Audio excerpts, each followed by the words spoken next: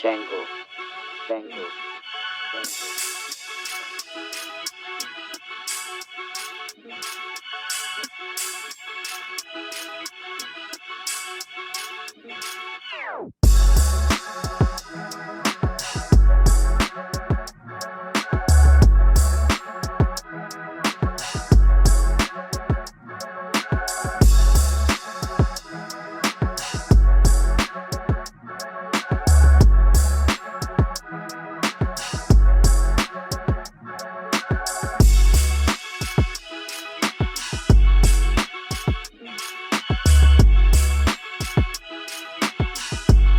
Enter the lab.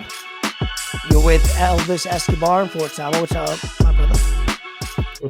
My boy, him can't complain. Another day in paradise. Hey, I hear you, man. We got a very special guest, CEO or co-founder. I don't know what his label. We'll soon find it out. Patrick Ductant. He is co-founder of Billionaires Row. We appreciate his time to coming on with us. Getting to know him, what he's got going on now, and what he's got going on in the future for his company and his entrepreneur, aspiration. So we're very excited. So we want to welcome Patrick into the lab. Definitely, what's going on, guys? Hey. What's going on, bro? Definitely. It's definitely good to be here with the lab, man. I'm actually looking forward to this. Definitely, definitely just a good podcast. We appreciate you. Hopefully I said your last name right. Yeah, no, you did. You nailed it. All right, cool.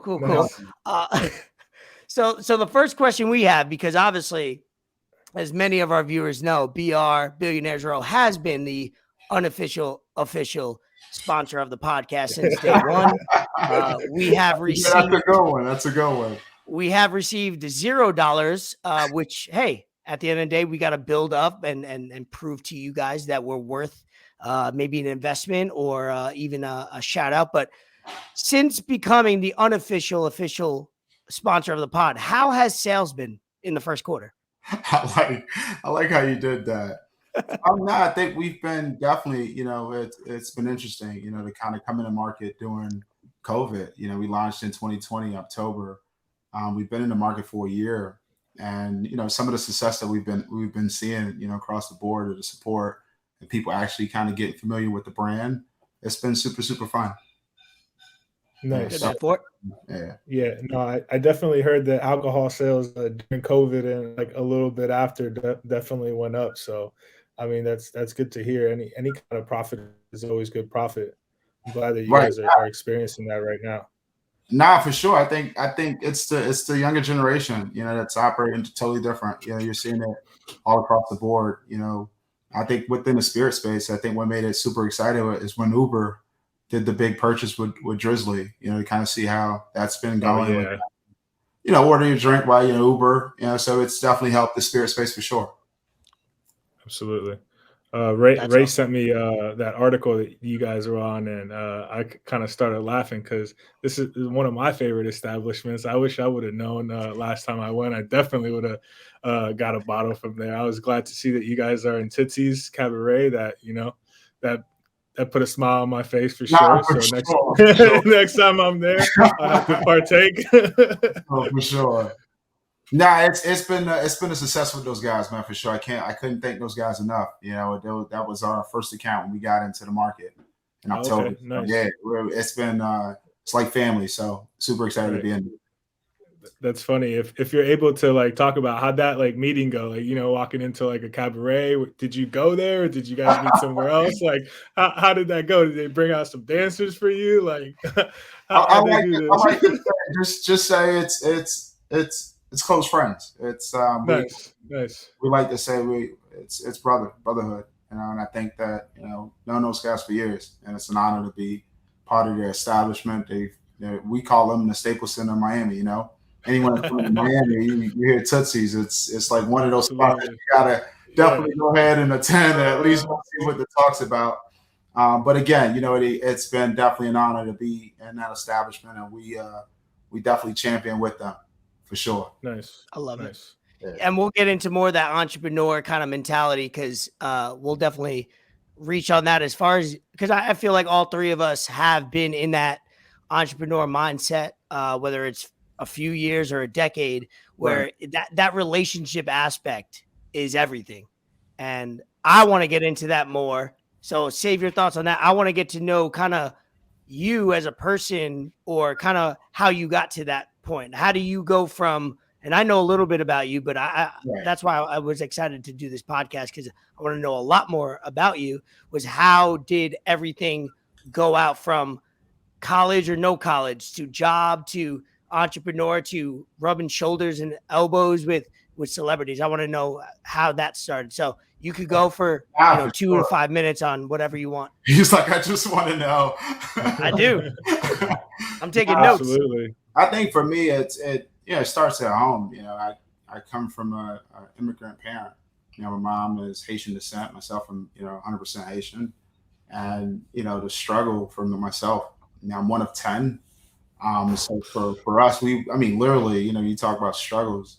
It was just one, same dad, same mom. Let's keep that clear. Nice. All right, for the record. For the record. But no, I think she, I said it in one of her stories. She instilled that, discipline at a young age. And I think that it kind of grows in you and kind of make you who you are today. And for me, it's always been the relationship thing. I think sometimes, some people, when we talk entrepreneurship, I think, my belief in it, I think it's in everyone. I think everyone has the ability to be something, because I think that God has given us the ability to have different talents. But in the process of just kind of going through steps of just growing up in poverty and just kind of coming to where we are today, it's just literally, it's a step. It's just building relationships, connecting the dots. And I'm a strong believer spiritually that things happen for a reason. I think that people connect with certain individuals in life, and great things come out of it. I think that's the same relationship that I had with the original founder of this company, William Benson. When we first met, it was like, brotherhood, at first sight. And we've, tried that journey and watched him, definitely do something. And when it was, that time and that ability to find that opportunity to come in, we restructured the company and then becoming co-founder of Billionaires Row Global, that owns the trademark, and we own trademark Billionaires Row here in the States and in 54 countries. So for me, nice.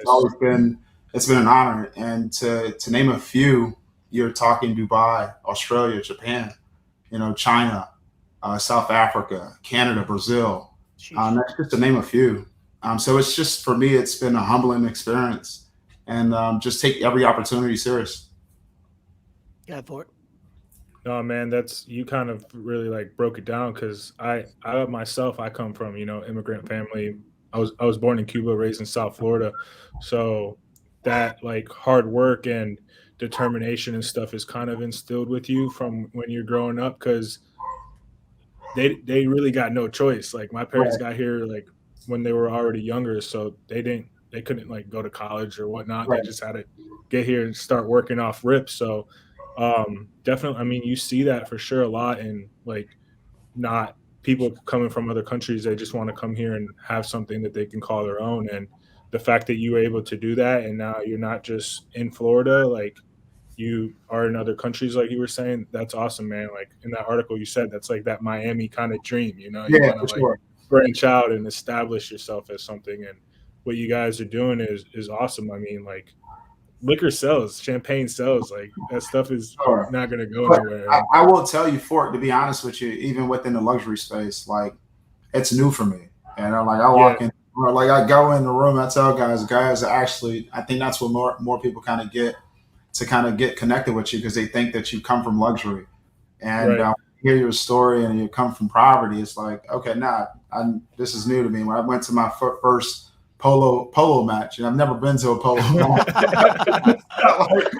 It's not my favorite, like horses, or what you guys are doing. It's like golf on horses. Yeah, like how does it go? But the respect to the sport, it's for me. It's when I'm able to go into those rooms, it's to be yourself. It's to continue to go. Like when I went there the first time, people were actually surprised. I was like, nah, it's actually my first ever like match. Like, you Right. know, but they embrace that, you know, and I think luxury embrace it. And I think that the younger generation, we have ability to think outside the box, and I think that you're seeing it now. You know, just constantly just being innovative on new things, and here we are, you know, on a podcast and you know on stream and kind of looking at the evolution of how we actually you know growing, you know, as one.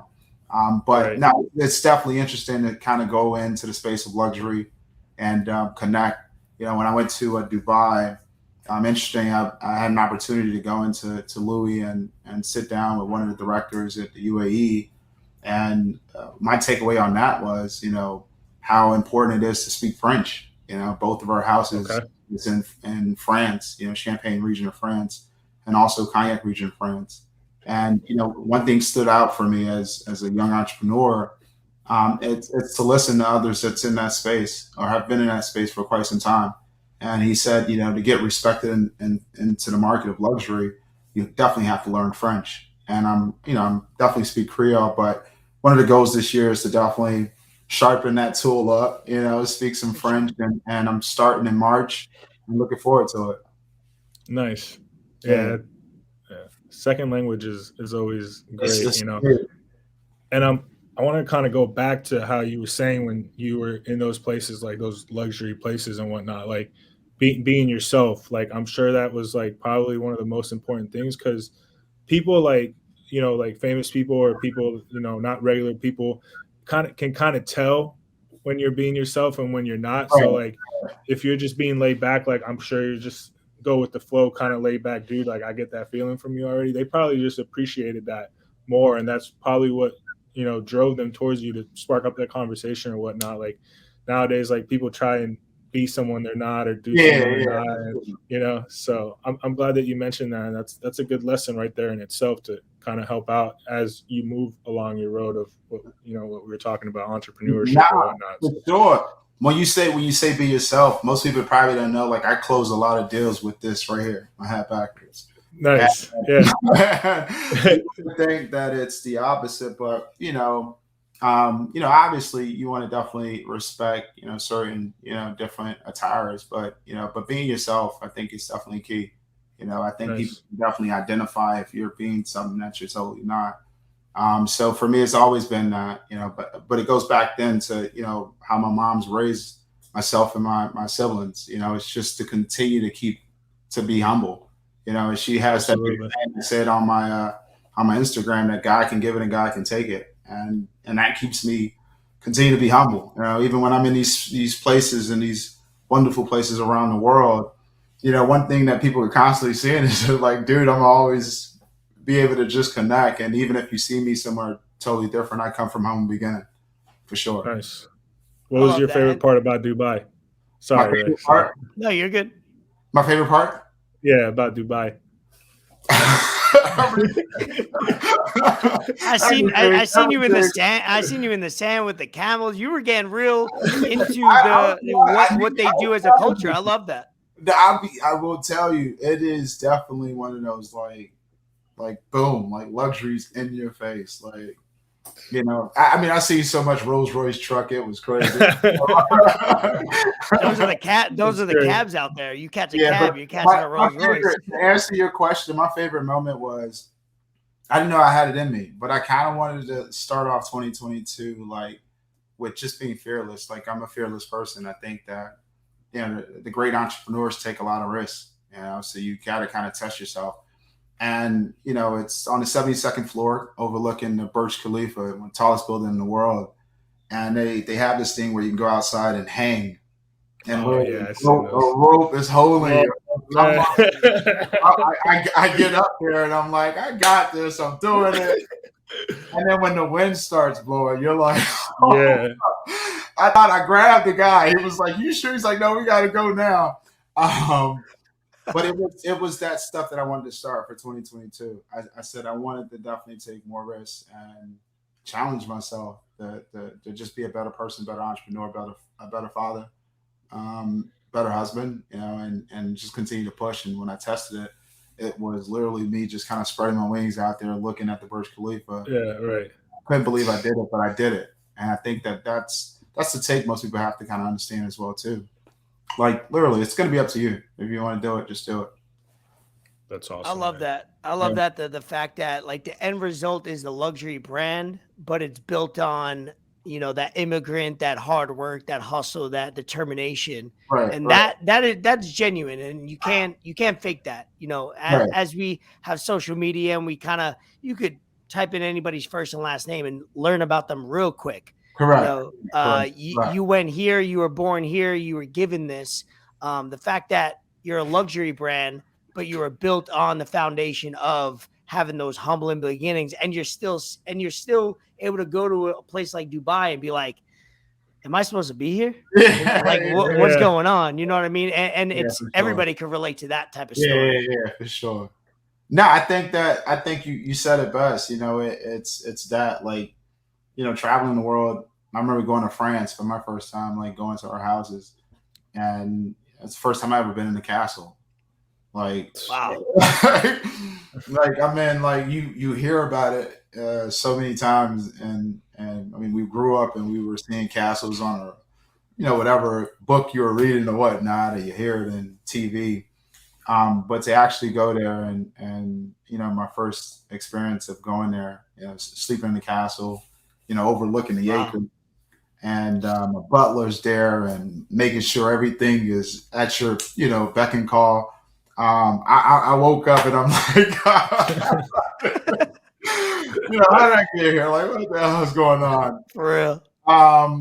But those are the moments, you know, those are the moments that, you know, you can share with guys that have come through, you know, some of the things that you've gone through, that you can go ahead and say, nah, it's possible, that anything is possible, that you can believe that regardless of where you started, you know, it doesn't have to be where you're in. You know, it's just to constantly grow, you know, listen. Myself, I study a lot. Most people probably don't know. I study crazy. Like I'm up at 3 a.m. It's like studying. And if you're a close friend, you know, one of the things that's big about myself is I'll tell you to study if I care about you. Like, dude, study. The reason why I tell people to study, because I believe that there's a way for us to all connect. You know, there's only one universal mind. I'm a spiritual guy. So, you know, more people that are able to understand and open up their minds, you know, we're connected and we're all connected. Some way, somehow. Yeah. Absolutely. And for people who are listening that either know or don't know, what are some of things right now as far as products that obviously we mentioned? On the last episode, I mentioned water, I mentioned caviar, I mentioned what are obviously things that you guys have right now that are available for people to consume, and what are things that maybe are in the works that, hey, if you want to have some breaking news right now, go ahead. You know, maybe some deals that you've been working on today, yesterday, but what are some things that people could, obviously hearing your story now, but more, because when you buy a product, you want to buy the story as well, right? Everybody wants to contribute, you know, with all these corporations and everything. It's mom and pop in a way, but also it's becoming, you know, 10, 15, 20 years from now could become a corporation. What are you guys doing today now that you're selling, and what are things that you're looking forward to the future? No, that's definitely a great question. I think first and foremost, I think most people don't know that we're a brand first. You know, we're Billionaires Row first as a brand, and I think that we have within our parent company, you know, we have 7 subsidiary companies that fall under there. And Billionaires Row Spirit sits on its own. Billionaires Row Water. We have Billionaires Row Hotel Resort, a fragrance. A music group, also Art Society. But just the name of things, to think for us, it's the ability to tap into a market, you know, in the luxury space and be disruptive. And I think that's what sets us apart. We had opportunity to do events with keynote names. You know, you're talking Rolls Royce, you know, Oscars, Grammys, you name it. We've been part of somewhat of an activation with these key brands, and it just allows us to set ourselves in the market differently. I think the closest company to probably be compared to us is LVMH, because the way we're set up. And I think that gives us an opportunity to connect with the younger generation. You know, those are definitely, you know, what you're seeing now. There's a shift of generation wealth that's being transferred right now as we speak, you know, to your demographic. And I think that because we're young entrepreneurs, we speak to that to those consumers. So for us, we kind of understand the market, so it kind of gives us an edge as well too. And I think that with Billionaires Row, it's definitely the experience. You've seen studies, left and right over the years that experiences become more of something of a demand than something that's tangible. Someone rather go to Dubai and take that experience and actually buy a purse for 10, 15,000. So for us, it's able for us, we're able to tap into that experience space as well too. So it's kind of like a manifestation type of thing, Yeah, how I'm looking at it. I get that feeling from how, Billionaires Row, people want to like get there, want to get to that point. So yeah, and we say this, and the founder, William Benson says it all the time. It's you don't have to be a billionaire to be part of this experience and this journey. And I think that obviously understanding our story of the humbling beginnings, that we come from poverty ourselves and kind of tapping into this luxury space, it allows help as well too, and to be inspired, by young entrepreneurs and young guys that are actually trying to not only change the way we actually shop, but change the experience as well too. Love it. Go ahead for it. Yeah. No, I was gonna say, we kind of been talking about like all the highs, about like Dubai, how you guys are licensed all throughout the world, kind of just you in these luxury spots, but I'm sure there's been some tough spots and some really low lows just trying to like make the business grow and all that kind of stuff. Is there anything that you can kind of just break down on how that went, how you guys got over it, what you did to make it to where you guys are at now? Because that's something that a lot of people will probably go through, but maybe they're having trouble trying to get out of it or want to get out of it to make it to that next level. Right. No, it's a definitely good question, Fort. It's always going to be that it's a mental thing first. Mentally, I think that I say that now. It's something I probably wouldn't have probably say 2-3 years ago.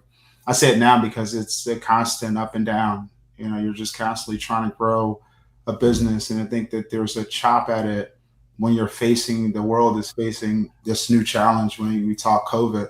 So you're dealing with multiple layers of mental stress, and then dealing with success, and then so I think for me it just I continue to keep that mental and remaining humble, but big on energy, keeping the energy in place so you can continue to thrive during those moments where you're not doing well. And I love to say, trust the process. Like I fell in love with the process more than the actual end game of anything. Like I'll close something, and for me, I'm just like, no, I'm just not satisfied. I want the next one. And just the process of just connecting the dots, meeting great people and great individuals. So there's definitely there's times where you're getting up like like holy shit. Yeah. What did I sign up for? But it comes with the process.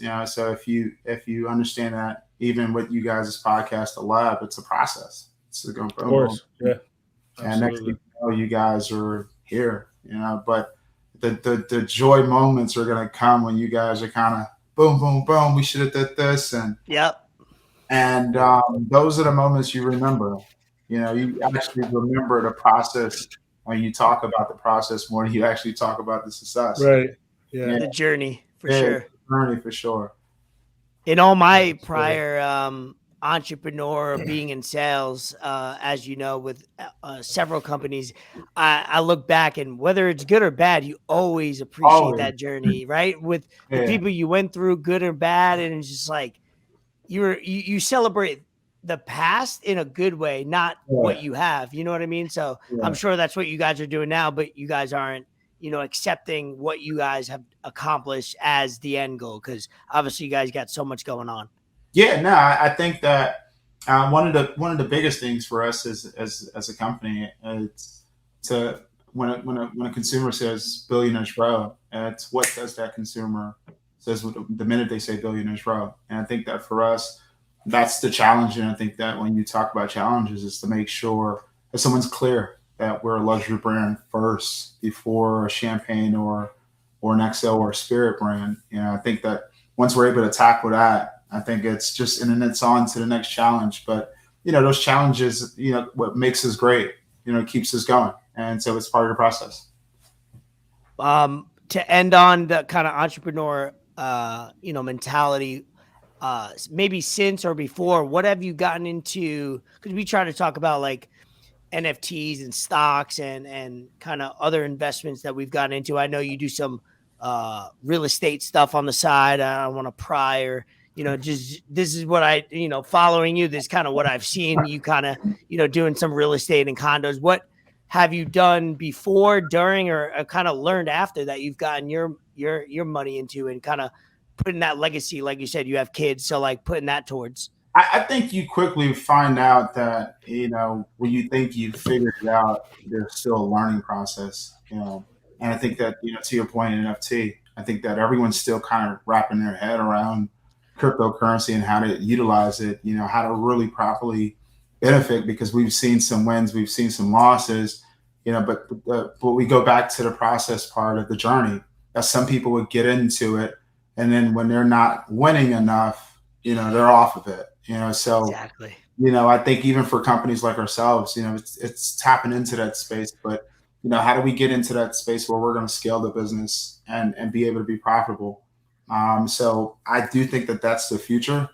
A lot of people are kind of getting and trying to understand it. I think the world's still trying to understand it.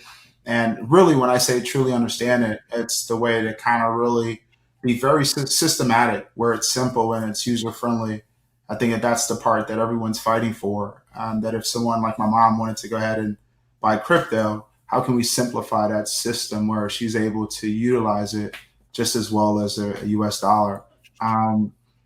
But definitely getting into to multiple things. And when I said that when you think you figured it out, some of the things that I want to be able to challenge myself is getting on multiple boards, getting on board seats and taking that experience from different sectors.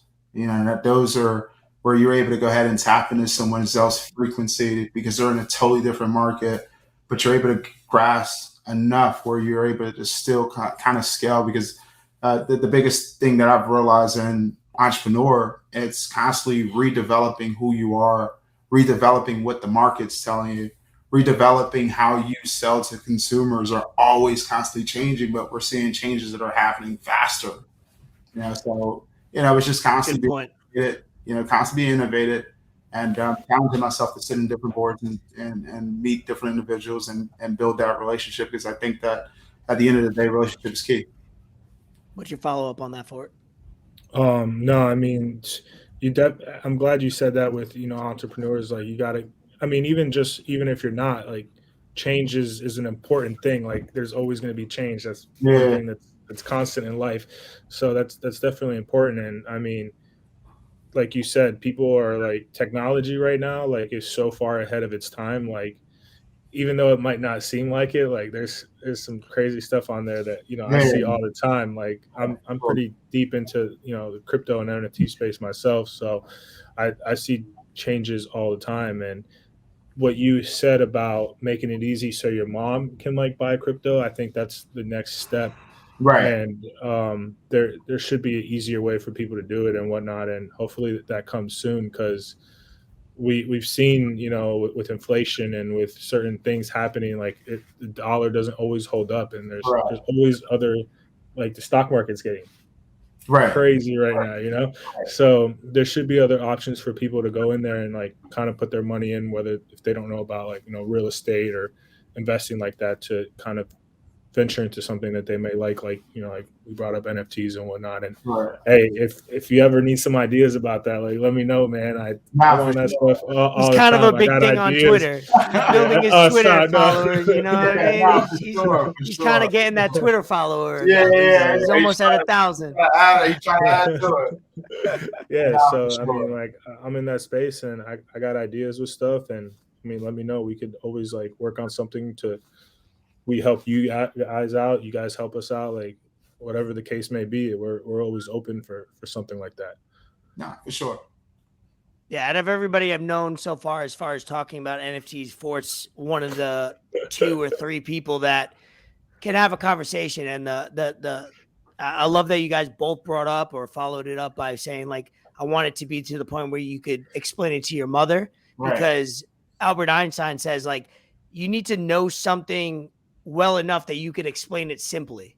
Correct. You know, Right, like yep. how can you Right. know something so vast and inside and out that you could sit down with somebody that's dumb and get to know and get them to understand it in the most simplistic Simple way. way. And, Yeah. and that's key. And that's what this NFT thing is. Yeah. I feel like I'm in the now, and I'm talking for it every single day over the last year plus, and I still have no idea. And that's not to say that he's not explaining it well. It's just Correct. maybe I'm not putting that effort into it as well. Yeah. But yeah, there's so many opportunities entrepreneurially to have a company, to also do some things investment wise, real estate, obviously, and now some currency things. But you know, just to end this interview / episode, obviously, with some more fun takes and lighten the mood a little bit before we finish up. But obviously, I know, Patrick, you're a Miami Dolphin fan. Fort is a Miami Dolphin fan. Fins up, baby. Let's go. I'll leave it at that. You guys could vibe for the next minute or so. What's it called? Just two things I wanted to mention. You know, I'm super upset, disappointed about Brian Flores getting fired. That is kind of my breaking point with this franchise over the last like 20 years, I would say. So Yeah. We'll see what we do with that. If you kind of just wanted to say anything about that shortly, and then I got one other thing for you before we get off. That's, man, I would tell you, man, Dolphins is like, they're my heart, man. I hate that I have the emotional ties with them the way I do, because it's different than the Miami Heat. Like, I get over those laws. The head coach, that was tough, man. That was a blind side, you know, because for real, for everybody. You tell yourself, if they win the game with Tennessee, does it still happen? Because you're in the playoffs. Right? You know, you're in the playoffs because you went out. You know, you beat the Patriots to the last game, and you go into the playoff. And I don't think that any of us on this particular podcast would agree that they fire him if he makes it to the playoff. But he starts Absolutely not. When you start off on an 0-7 run, then get into the playoffs. You know, those are success there. But, you know, I think that, you know, anytime a coach doesn't get along with the quarterback, that's a hard token to flip. You know, you're asking an owner to make a decision on the future of his organization, or a head coach that he can switch up any given Sunday. Yeah. I think that we have to look at, you know, I was not too happy about it, but I will tell you, Fort, that I don't think you would have said that in week 9 when we were going on an 0-5 run. Right. If Stephen Ross would have gotten rid of him, you probably would have agreed with him. That's true. Yeah. We have to look at, you know, as a business decision, I look at it and say, well, you know, you went 0-7. Because it is a business. So I can't give you 100% credit on a successful season. And I think that it was the moment that we've all seen a turnaround in Theo that we don't talk about. There was a moment where you seen that someone went from every week in, week out, he's either getting hurt or we don't know if he's going to make the game. Then when there's an interest in someone else like Watts, I mean, you know, now it's, guys, there's a decision that, you know, as rumors are coming out that they don't want Theo anymore. I mean, now you're freaking out. And that's when we've seen a different, you know, Theo. We've literally seen it where when he finally realized that they really didn't want him there, he balled out. So it showed us that he has the ability to scale, but it was just not support. The support wasn't there. And I think that Brian Flores, right when they seen that he couldn't make the move, he had no choice but to deal with what was in front of him. And there was success with that, just a little bit of tweak for a rookie. So I do think that, to answer your question, I do think that I hated it at the beginning, but after processing it, it's a business decision. I think that we'll see the outcome. Absolutely. Yeah. And then I think I'm going to say my take only because I don't have much to say on it. Was I think you're 100% right with the quarterback and the head coach relationship. If that's kind of in a weird situation, one's got to go, and it's usually the head coach. Yeah. But also, I said on this podcast a couple episodes ago was, yes, going 1-7 in your first 8 is bad, but there's something to say about going 7 in a row, 8 in a row, whatever it was after, because we all know professionals are supposed to put their head down and go to work, but we're all human. And the fact that this guy was able to get this group of 53 players and coaching staff and all that, so you can say 70 human beings to lock in, whether they won by 1 every time or 1 by 30, the fact that they were able to rip off 7 or 8 wins after that was phenomenal. And it was the first time so there's something to be said about both sides, and you have to value both almost equally. But I guess like the tie goes to the head coach and the quarterback not syncing up. That's all I have to say. Yeah. But I will say to end that particular point, for I will say that do we look at it and say to ourselves that, think about it, the defense came around, but honestly, I think that Teo's just not being 100% supportive. There had to have been a void of his relationship with Brian Flores where it was just not connecting. I mean, literally, there's no connection. I mean, I've seen it time and time again. And one thing that you've always see is head coach quarterback, that relation, that dynamic dual relationship. We see it all throughout the NFL. We didn't see it with Brian Flores and Teo. There was not that over the hook, here I'm supporting this guy. We didn't see it. So it's tough to continue to build that relationship and go to another season with there's that friction. Right. Yeah, no, I definitely agree with that. And I'm kind of going to be just watching on the sidelines to see what they do because, like I said, I'm super disappointed. But, hey, it is what it is. What are you going to do at this point? And then just the last thing I want to touch on. So, like, after every episode we finish, Ray has been saying the unofficial official sponsor. Like, is it okay with you if he says official sponsor from now on? Like, give us something here, man. Like, I didn't want to officially put it because how about we do this? This was our first podcast. Yep. Our second podcast will be determined. Ooh, right. I like that. Keep me and our listeners and us coming back for more. I like that. I could work with that.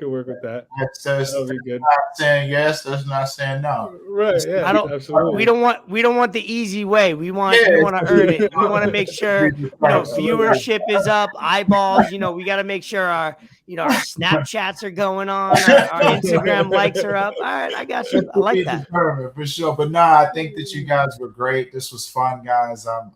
This was good. Forward to it, and Ray, you're definitely like a close friend for sure. Fort, definitely good to meet you on this podcast. Absolutely, yeah. Been a long time coming. Ray's only said great things about you, so this was good. I was excited. I really appreciate that. But guys, man, thank you so much for having me, man. I'm actually. Thanks for being on. Thank you. So before you go, let people know that we'll listen or watch this because we have millions of viewers and watchers. Just in case, this will be on YouTube forever. Let people know where they could purchase Billionaires Row, whether it's the many products that you have, and obviously on social media and how to integrate. With you guys. Yeah, on our digital platform, as far as Reserve Bar, our partnership with them on reservebar.com, you can go ahead and purchase both of our products. And retail, Total Wine, been huge support with Total Wine, and we're happy to be part of their family. And that's where some of our consumers can definitely purchase at their local Total Wine. Yeah, link has been in our bio since day one. So click on our link. Nice. Follow Patrick, follow William, follow Billionaires Row on IG and Twitter. We appreciate you for coming by. Thank you for entering the lab. But now you got to exit the lab. We appreciate it, my brother. Thank you so much, man. Thank you, sir. Thank you.